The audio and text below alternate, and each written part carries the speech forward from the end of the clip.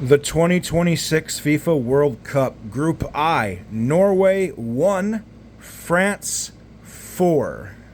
My oh my. So, here in Boston, Massachusetts, France, securing first place. They needed only a draw to do so, but they got out with an emphatic victory here against a rotated Norwegian squad. Ousmane Dembele was the star of this show, and he scored a sensational first half hat trick in just 32 minutes. Talk about a butt whooping from the Ballon d'Or holder.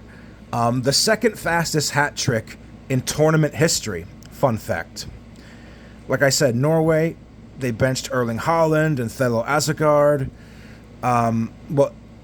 Asgard took his place. Haaland and others were benched, though. First half, let's talk about the first half. Dembele masterclass, like I said. Despite both nations having already locked up spots in the knockout stages, the stakes in Boston were kind of high with the group title on the line. Much of the pre-match hype focused on potential showdown between superior superstars Erling Haaland and Kylian Mbappe. Unfortunately, the world was not gifted such a spectacle because Norway opted under Solbakken to rotate their squad, making 10 changes to the starting 11, leaving Haaland on the bench while France fielded virtually a full-strength lineup. And as a consequence of this, France took control almost immediately. In the 7th minute, Ousmane Dembele, he opens the scoring to give France an early advantage. He doubles down and doubles his lead, and France's tally just 13 minutes later by putting Les Bleus in the driver's seat, already 2-0 up. 1 minute after that, though, Norway responded back. 14 seconds after the restart, after Dembele's second goal, Thelo Asgard, he pounces to find the back of the net and cut the deficit to 2-1. France did not really see that coming. So you think, okay, this is very interesting here. We got a game in our hands. But just after the half-hour mark, Dembele said, no, take a seat. He completes his remarkable 32-minute hat trick to give France a 3-1 lead going into the break, which was, again, the fastest hat trick since when? 1994. Continuing onward into the second half, Norway came out fighting, much to their credit, and was rewarded with an early penalty, presenting a prime opportunity to bring themselves back within one goal. However, Jorgen Strand Larsen, he strikes a very tame, poor kick, which was easily saved by goalkeeper Mike Maignan. And following that missed penalty, the intensity of the game started to peter out. It started to level off a bit as both managers utilized their benches. Dembele came off in the 65th minute. He had already played his role. What more could you ask for? Cementing the two-time world champions, their status as number one in the group with a perfect 9-point record. France added the final flourish in the second half stoppage time when Desiree Doué, he connects with a cushioned header off a brilliant cross from Bradley Barcola, which finalized the scoreline at 4-1. Was it flattering when considering the quality between two teams at full strength? A little bit. But this is the game that Norway played, and this is the prize that Norway get. I understand why Norway did this, but they're trying to rest players for the next round against the Ivory Coast. But it would have been nice to have seen Haaland take the pitch against Mbappe. I think he could have done something special here, and it would have been really cool to see Norway at full strength really take the game to France and really challenge for top spot. Been a great story. And although the score ended up as a lopsided 3-goal victory, Norway's backup unit caused some problems for the French defense, to be fair. Norway recorded 1.69 expected goals compared to France's 1.31, so not bad.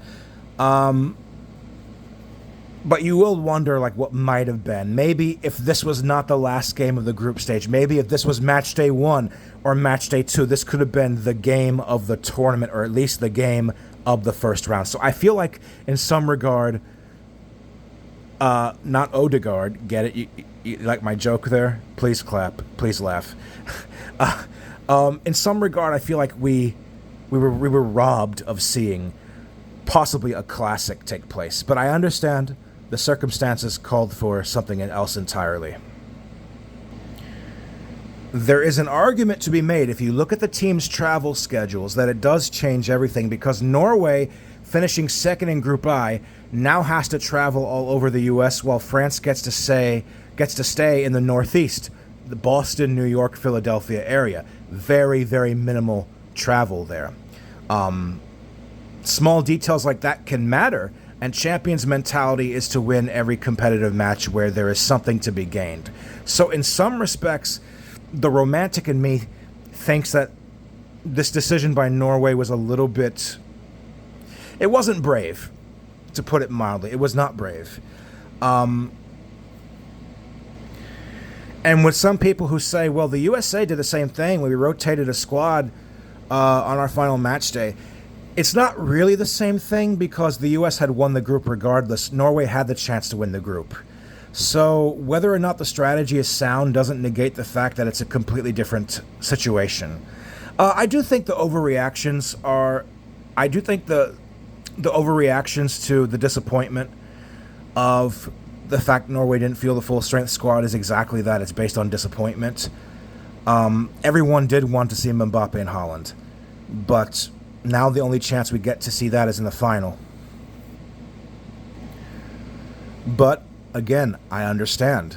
Norway did what they felt was the best thing they could do for their World Cup champions, for their chances. And anyone that thinks it would have been better to risk injury and fatigue in a game against the best team of the World Cup, arguably right before a match in the knockout rounds, maybe intimately fails to understand what it's like to coach and participate in a World Cup.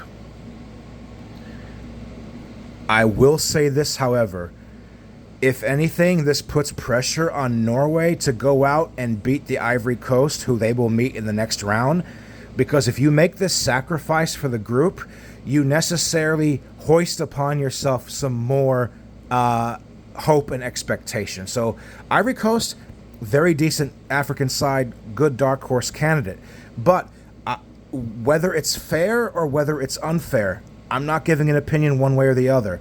But if Norway loses that match and they go out, they're going to be the butt of jokes. They're going to be criticized for this decision to rest against France, because this was part of their strategy of maximizing their knockout stage chances and their potential, resting players.